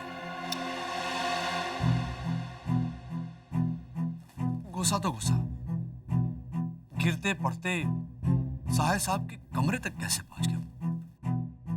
How is it possible? दरअसल उस वक्त हमारी सिक्योरिटी अपनी जगह पर नहीं थी। सिक्योरिटी अपनी जगह पर नहीं थी? मतलब? एक्चुअली मैं सबको हॉल में बुलाकर प्रसाद बांट रही थी। पूजा का प्रसाद तो सभी को एक साथ में बुला लिया था आपने। एक एक करके अगर बुलाती तो। जी मुझे क्या पता था। हाँ भला आपको कैसे पता चलता कि पूजा का प्रसाद जो आपने अपने पति की लंबी उम्र के लिए मांगा था वो उनकी मौत का कारण बनेगी? I object your honour. Defence counsel इस बात को कुछ और ही रंग दे रहे हैं। सिस्टर सॉरी, चलिए जाने दीजिए ये सब बातें। जब आप साहिब साहब को पूजा के लिए बुलाने गए तो वो अपने कक्ष में अपने स्टडी रूम में बैठकर कोई फाइल वगैरह पढ़ रहे थे और आपने उनका ध्यान आकर्षित करने के लिए दरवाजे पर, तो जब आपने नॉक किया तो उन्होंने अपने नजदीक के चश्मे उतारे, दूर के चश्मे पहने और आपसे पूछा कौन? कमाल है ना रेणुका जी कि दूर के चश्मे पहनने के बावजूद साहिब साहब आपको सब अपनी धर्म पत्नी को नहीं पहचान पाए। जब 10-12 फीट की दूरी थी और रोशनी ठीक ठाक ही। तुम कहना क्या चाहते हो केडी? मैं कहना नहीं चाहता योर ऑनर, दरअसल आपको दिखाना चाहता हूं। आपकी इजाजत हो तो? इजाजत है। लाइए, बस बस वहीं रख दीजिए। जज साहब ये हूबहू वैसा ही गमला है जैसा साहिब साहब के कमरे में था। इस गमले से 15 फीट की दूरी पर मान लेते हैं कि ये साहिब साहब की कुर्सी जिस पर वो उस रात बैठे थे, और साहिब साहब की कुर्सी से 7 फीट दूर चंदू पाया गया। राइट मिस्टर मांकड़, आप तो थे मेरे साथ। नहीं नहीं बैठ जाइए, बैठ। अब मेरे मन में यह प्रश्न उठता है जज साहब कि अगर चंदू यहां था तो वो गमला कैसे गिरा जिसके गिरने से सब मोहतात हुए? तो आप कहना चाहते हैं कि खूनी कमरे में पहले से ही मौजूद था और इस गमले के पीछे छुपा था? Wow, exactly. तब तो योर ऑनर ये खून किसी 4 साल के बच्चे ने किया होगा, क्योंकि गमले का साइज देखिए।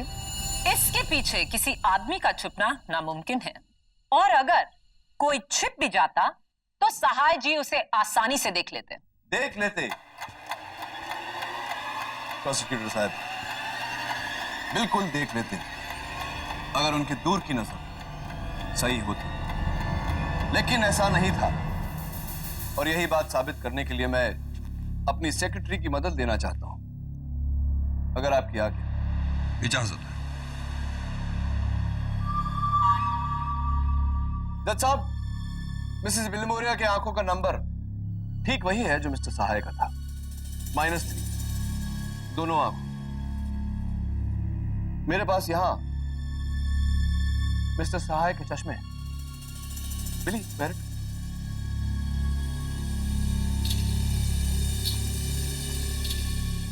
हाय मिसेस विलिमोरिया, यहां इस गमले के पीछे। कौन सा गमला? ये चश्मा गलत है। Thank you Mrs Vilimoria. Can I have the specs back? Thank you. आप बैठिए। ये वही चश्मा है जज साहब जिसे लगाकर सहाय साहब अपनी पत्नी को और उस गमले के पीछे छुपे हुए उस आदमी को नहीं देख पाए, क्योंकि इसका नंबर सिर्फ 0.5 है, -3 नहीं। ये चश्मा गलत है।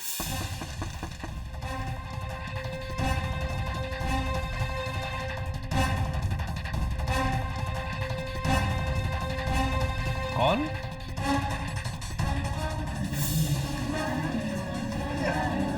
Order order.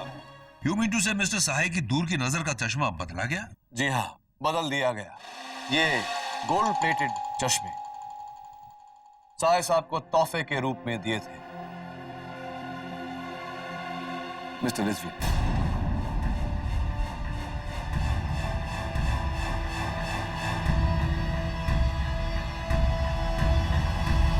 Good choice.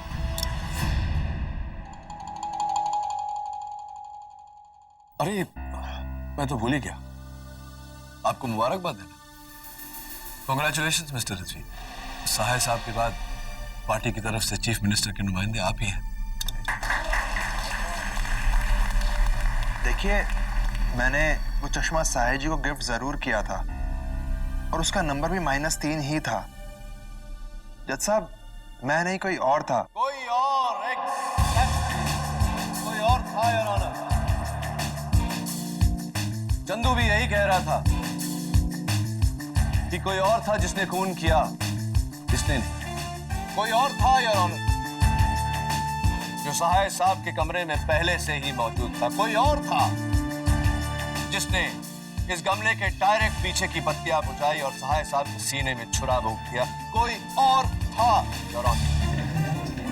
Order order your honour, कोई और करके ये देश की पूरी पॉपुलेशन पर उंगली उठा सकते हैं और ये तो महज एक अजम्पशन है। सबूत और गवाह तो झूठ भी तो बोलते हैं प्रोसिक्यूटर साहब, नहीं?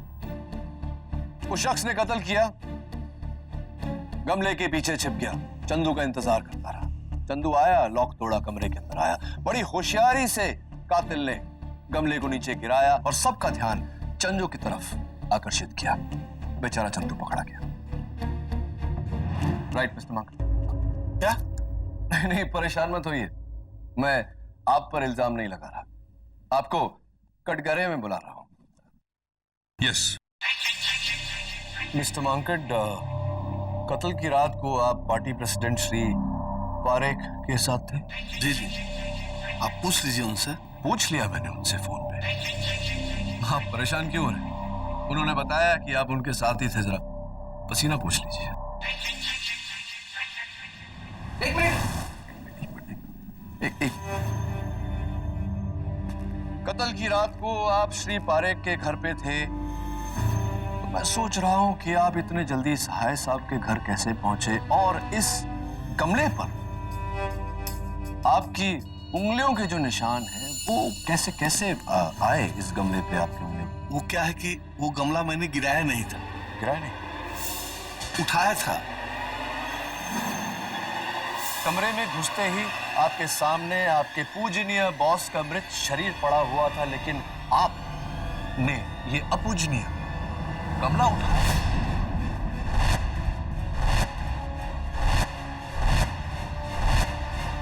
वो नहीं, कोई बात नहीं, जान लीजिए, सोच लीजिए, जाइए बैठिए। और जब तक आप सोच रहे हैं हम बात करते हैं एक ऐसे शख्स से जज साहब, जो अगर ना होता तो शायद आज चंदू कटघरे में ना होता। लक्ष्मी बस्ती के जगन्नाथ शेट्टी उर्फ जगन भाई से। नमस्ते माई बाप। जगन भाई, लक्ष्मी बस्ती वाले सब आपसे डरते हैं, लेकिन आप तो कितने जॉली हैं। तो बताइए कि ये अपना चंदू है, क्या आपकी बातचीत क्या क्या हुआ क्या आप दोनों के बीच में? साहब, चंदू को सिर्फ अपन इतना बोला था कि बंगला बहुत बड़ा होगा, ऊपर के कमरे ना हमेशा खाली रहते, बोले तो माल बहुत होगा, बस इतने ही बोला था अपन। तो ये भी बता देना चाहिए था कि वो श्री निरंजन सहाय का बंगला है। हो सकता है कि डर कर चंदू वहां नहीं जाता, क्या कहीं ऐसा तो नहीं कि जान के नहीं बताया उसे फंसाने के लिए? I object your honour. अब अगर मैं किसी से कहूं कि 10 फ्लोर की बिल्डिंग से कूदने से मौत हो जाती है और वो फिर भी कूद जाए, तो क्या आप इसका इल्जाम मेरे सर लगा देंगे? बेबुनियाद है डिफेंस की आर्ग्यूमेंट। सस्टेन्ड। तुम्हें कुछ और पूछना है केडी? No more questions. आप बैठिए। मैं बुलाना चाहता हूं मेरे अगले गवाह, my next witness, ex MP Mr Prabhudas Matre को। मात्रे साहब, मैंने सुना है कि सहाय साहब ने आपको टिकट देने से इनकार कर दिया क्योंकि आपके खिलाफ कुछ करप्शन चार्जेस वगैरह हैं।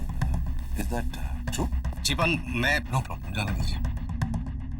कत्ल की रात को आप उसी घर में थे, उसी फ्लोर पर, उसी माले पर, जिस माले पर वो कमरा है जिसमें ये कत्ल हुआ था।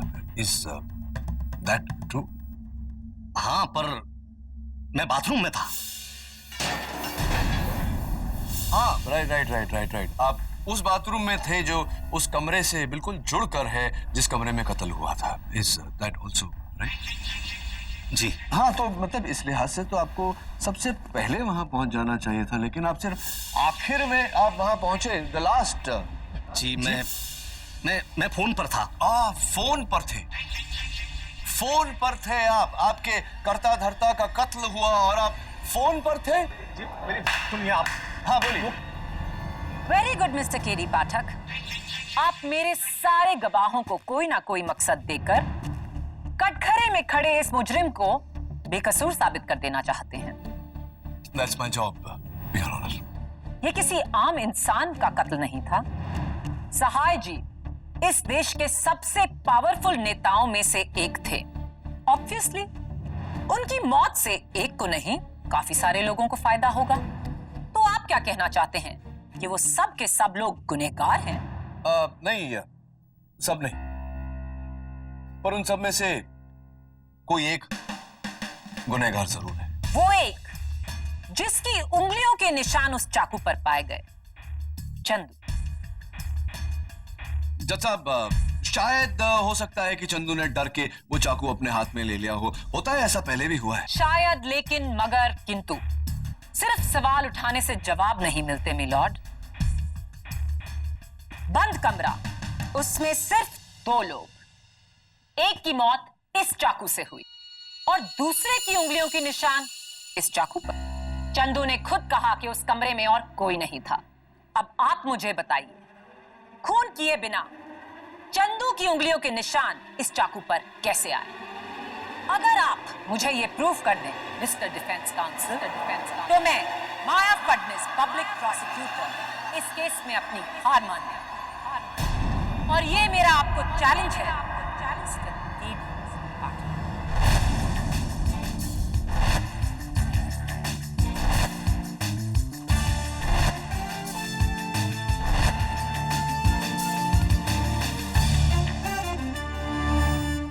कहा जा रहा है कि सहाय जी की हत्या के बाद प्रजामन पार्टी को आने वाले इलेक्शंस में काफी मुश्किलों का सामना करना पड़ सकता है।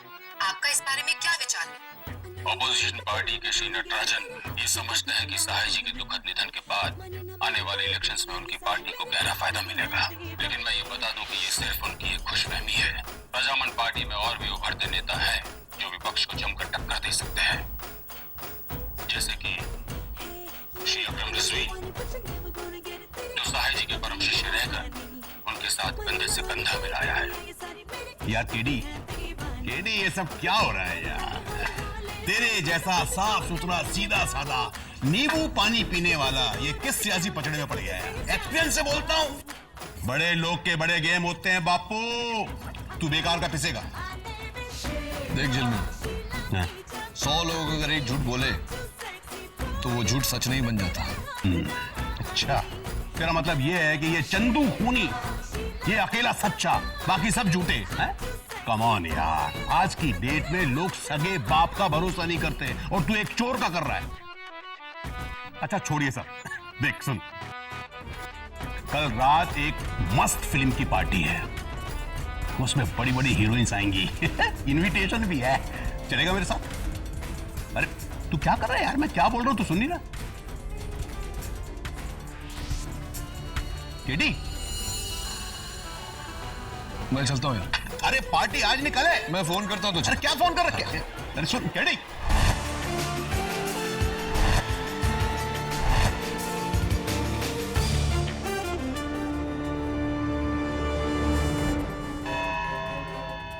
अदालत की कार्रवाई शुरू की। इस चाकू को गौर से देखो चंदू। इसी चाकू के कारण एक बेगुनाह की मौत हुई और अब एक और मौत होने वाली है, तुम्हारी। क्योंकि इस पर लगे हुए तुम्हारी उंगलियों के निशान तुम्हें फांसी के तख्ते तक पहुंचाएंगे। वकील साहब, ये चाकू मैं कभी देखा नहीं, ये चाकू मैंने कभी छुआ भी नहीं, मैंने कभी नहीं देखा साहब। रोना बंद करो चंदू, रोने से कुछ नहीं होता। निशान है तो है, लेकिन दिलचस्प बात यह है कि तुम्हारे उंगलियों के निशान इस चाकू पर आए कैसे? बी क्लियर केडी, तुम साबित क्या करना चाहते हो? प्रोसिक्यूटर साहब, बहुत परेशान करता हूं मैं आपको, गुस्सा आ जाता होगा। ये लीजिए, किल मी।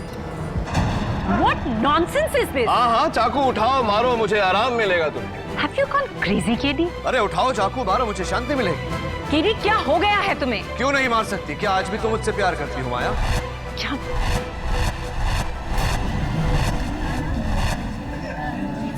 Order order. माफी चाहता हूं योर ऑनर। मैं सिर्फ ये साबित करने की कोशिश कर रहा था कि अगर कोई चाकू से किसी की जान लेना चाहता हो तो वो चाकू इस तरह पकड़ता है, एक्सक्यूज मी, ना कि इस तरह से। योर ऑनर, फोरेंसिक्स की रिपोर्ट भी यही कहती है कि मर्डर वेपन पर चंदू की उंगलियों के निशान इसी तरह है, छोटी उंगली नीचे और बड़ी उंगली ऊपर। कोई रूल बुक है जो बताती है कि चाकू कैसे पकड़ा जाए? हो सकता है चंदू ने चाकू वैसे ही पकड़ा हो। नहीं हो सकता है योर ऑनर। फोरेंसिक्स की रिपोर्ट में साफ साफ लिखा हुआ है कि जिस समय कत्ल हुआ सहाय साहब खड़े हुए थे, और अगर चंदू ने चाकू इस तरह पकड़ा था तो यह मुमकिन नहीं कि चंदू ने सहाय साहब का कत्ल किया। और रिपोर्ट में यह लिखा हुआ है कि घाव नीचे से ऊपर नहीं, ऊपर से नीचे की तरफ है। ऑब्जेक्शन मिलॉर्ड, ये महज एक थ्योरी है। ओवररूल्ड। केडी, क्या इस थियोरी का सच जानते हो तुम? यस योर ऑनर, मैं मर्डर वेपन हैंडल करने की इजाजत चाहता हूं।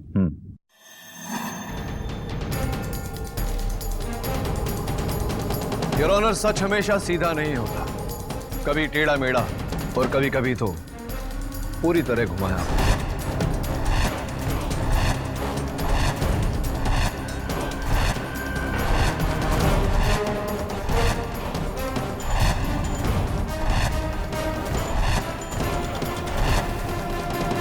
चंदू, मैं चाहता हूं कि तुम इसे गौर से देखो। भूल जाओ कि ये किसी चाकू का हिस्सा था। अब सोचो कि इसे कहां देखा है तुमने, किसी और चीज पर, जैसे कि चलने की छड़ी या कोई छाता वगैरह। छाता? चंदू, ये लगता बारिश होने वाली है। एक काम कर, ये छतरी लेके जा तू, ठीक है? ये ले। हाँ। चल। और रुक ना। हाँ।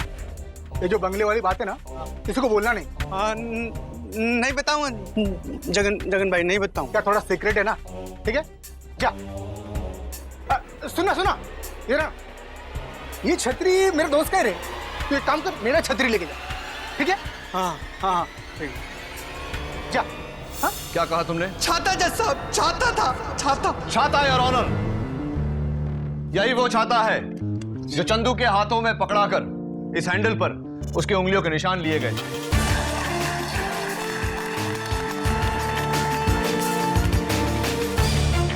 योर ऑनर, अब आपकी इजाजत हो तो मैं जगन भाई से पूछना चाहता हूं कि उसने चंदू को क्यों फंसाया।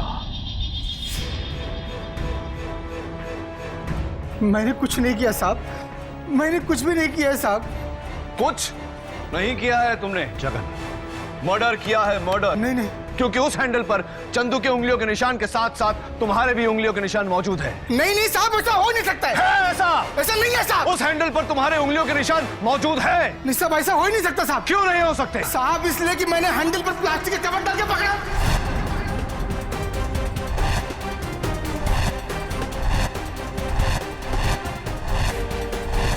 Very interesting. जब तुमने उस हैंडल पर कवर डालकर उसे पकड़ा तो जाहिर सी बात है कि उस हैंडल पर तुम्हारे उंगलियों के निशान नहीं आ सकते।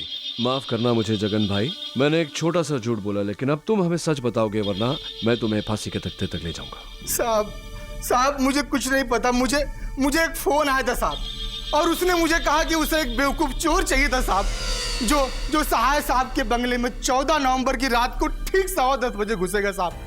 इस काम के लिए मुझे उसने 10 लाख रुपए दिए, जो कचरे के डब्बे में थे साहब।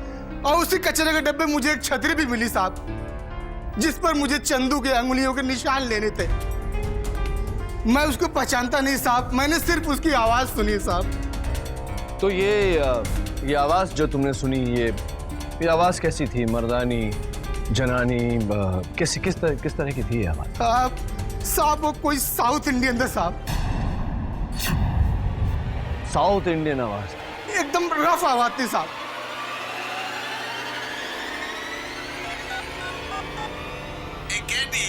मैं पूछ रहा हूँ सहाय सर के मर्डर केस में तुमको देने लगा है जी। इस केस में ज्यादा इंटरेस्ट नहीं लेना, नहीं तो हम तुमको जमीन के अंदर घुसा देगा, जैसे सहाय सर को घुसाया था जी। यही आवाज थी साहब, यही आवाज थी साहब। केडी, ये आवाज तुम्हारे फोन पर? योर ऑनर, कल सुबह मुझे एक फोन आया एक प्राइवेट नंबर से, और उस आवाज ने मुझे ये धमकी दी। लेकिन मैंने ये ढूंढ निकाला कि वो नंबर क्या है और किसका है। मैं उस नंबर पे फोन लगाऊंगा और वो फोन इसी अदालत में बजेगा, क्योंकि वो शख्स वो है जिसने केवल मुझे धमकी नहीं दी बल्कि इस साजिश को रचा है और साहे साहब का कत्ल भी किया है। इजाजत है।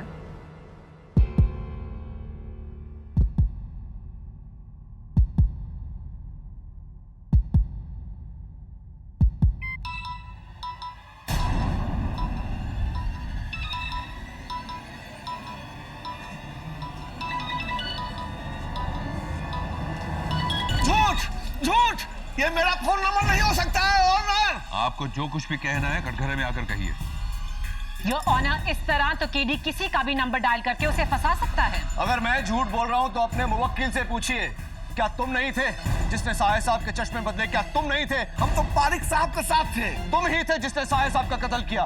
तुम ही थे जिसने गमला गिराकर सबका ध्यान आकर्षित किया। तुम ही थे। ये बिल्कुल झूठ है योर ऑनर, हम तो पारिक सर के साथ थे। तुम ही थे। मुझे फोन भी तुम ही ने किया था। अरे हम तो कल रात में पारिक सर के साथ थे। हमने कब किया फोन आपको? कब? कल रात में। कल रात को? लेकिन मैंने तो कहा था कि धमकी वाला फोन मुझे कल सुबह आया था। तुम्हें कैसे पता कि कल रात को आया था? केडी, ये धमकी सुबह आई थी या रात को? योर ऑनर, धमकी वाला फोन मुझे कल रात को आया था। जैसे कि मैंने कहा कि प्राइवेट नंबर से था, इसलिए वो नंबर मेरे पास नहीं। लेकिन जिस तरह से उस आदमी ने सहाय साहब को सहाय सर कहकर पुकारा, जो सिर्फ अब तक एक ही आदमी उन्हें पुकारता है, अशोक पंकड़, मेरा छोटा सा शक अब यकीन में बदल गया है।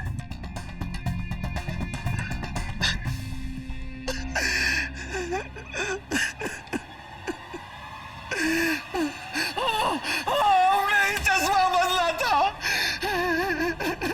हमने ही साहे सर का खून किया है।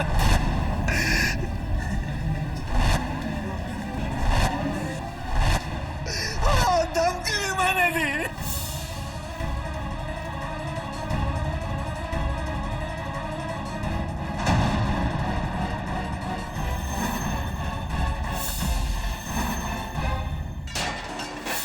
लेकिन किसी और के कहने पर। बताइए मिस्टर मांकट, किसके कहने पर यह सब किया? निरंजन सहाय, हीरो, और मैं जिसे रास्ते से उठाकर मैंने कुर्सी दी। आज लोग मुझे भूलकर उसे ही पूजने लगे। धीरे धीरे अब वो मुझे टक्कर देने लगा है। कल को अगर वो सीएम बन गया तो मेरे सर पर तांडव करेगा। मुझे चेले चाहिए, गुरु नहीं। भानुदास पारेख सिर्फ एक है, दूजा कोई बनना चाहे तो वो उसे बिगाड़ देता है।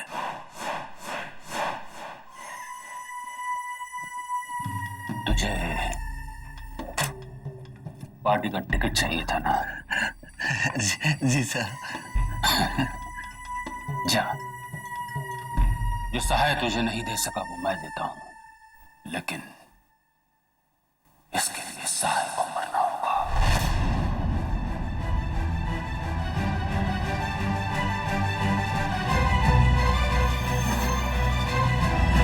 अदालत फैसला है कि मुलजिम चंदू उर्फ चंदन मुंशी को कत्ल के इल्जाम से बरी किया जाए और केवल चोरी के इल्जाम की कार्रवाई हो, और अदालत पुलिस को हुक्म देती है कि जगन और अशोक मंकड़ के साथ साथ जल्द से जल्द प्रजामन पार्टी के प्रेसिडेंट भानुदास पारेख को गिरफ्तार किया जाए।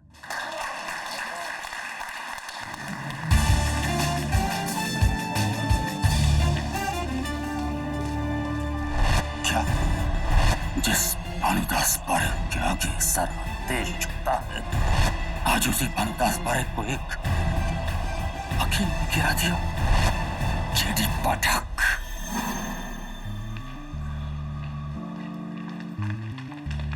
बधाई हो केडी, आपने तो अनहोनी को होनी कर दिया। हारी हुई बाजी पलटकर एक बार फिर जीत आपकी। आज ना मेरी जीत हुई है ना प्रोसिक्यूशन की हार। आज सत्य जीता है। सत्यमेव जयते। सत्य